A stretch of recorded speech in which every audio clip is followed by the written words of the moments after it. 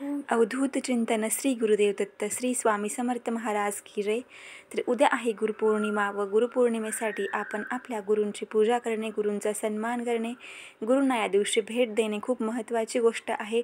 उद्या गुरुवार आहे, पौर्णिमा पण आहे आणि इतका हा छान शुभमुहूर्त आलेला आहे। या मुहूर्ताचा आपण औचित्य साधून आपल्या गुरूंची या शुभ मुहूर्तावर पूजा करायची असते, आपल्या गुरूंना भेट द्यायची असते। तर आपल्याला या दिवशी स्वामींची, दत्त गुरुमाऊलींची सेवा करण्यासाठी खूप चांगला दिवस आहे, शुभ मुहूर्त आहे।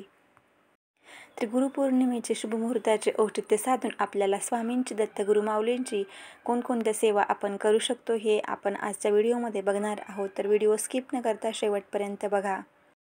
तर आपण श्री स्वामी समर्थ महाराजांचे श्री स्वामी चरित्र सारामृत तारक मंत्राचे जप किंवा पाठ, श्री स्वामी समर्थ मंत्राचा जप आपण एका दिवसामध्ये स्वामी चरित्र ग्रंथाचे एक पाठ किंवा एका दिवसाला 3 अध्याय असं करून एका आठवड्यामध्ये एक स्वामी चरित्राचे पारायण करू शकतो।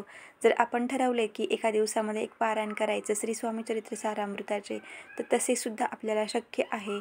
पण ज्यांना वेळ कमी आहे, वेळेच्या अभावी जे करू शकत नाही, त्यांनी दररोज 3 अध्याय जरी वाचले तरी चालेल।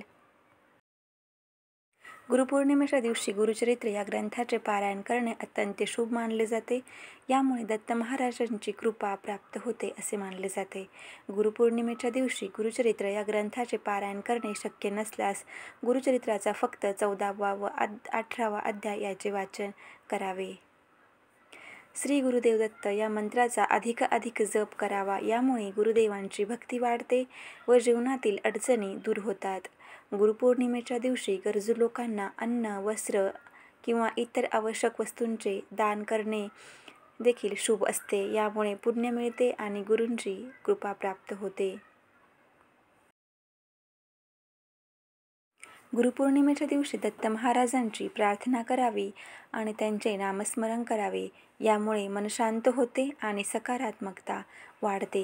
गुरुपौर्णिमेच्या दिवशी औदुंबराच्या वृक्षास जल अर्पण करून 3 तुपाचे दिवे लावावे व नमस्कार करावा। ओम गुरुदेव दत्त किंवा दिगंबरा दिगंबरा श्रीपाद वल्लभ दिगंबरा यासारख्या मंत्राचा जप केल्याने मनशांती मिळते आणि नकारात्मकता दूर होते। रंगावधूत स्वामींनी स्त्रियांच्या कल्याणासाठी दत्तभावनी हा ग्रंथ लिहिला आहे।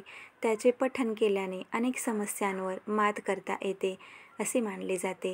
गुरुदेव दत्त यांच्या चरणी आपल्या अडचणी दूर व्हाव्यात यासाठी प्रार्थना करावी। गुरुपौर्णिमेच्या दिवशी शक्य असल्यास उपवास करावा। आपल्या गुरुजनांना भेट देऊन त्यांची आशीर्वाद घ्यावे। बरेच जण या दिवशी उपवास करतात, पण ज्यांना शक्य आहे त्यांनीच करावा। त्यांना नसेल शक्य त्यांनी अन्न जरी ग्रहण केलं तरी काही हरकत नाही। ओम गुरुदेव दत्त किंवा दिगंबरा दिगंबरा श्रीपाद वल्लभ दिगंबरा या मंत्राचा जप केल्याने मनशांती मिळते आणि नकारात्मकता दूर होते। भगवान विष्णूंची पूजा करणे चांगले मानले जाते। या दिवशी गुरूंच्या पूजेसोबतच भगवान विष्णूंची विधिवत पूजा करावी।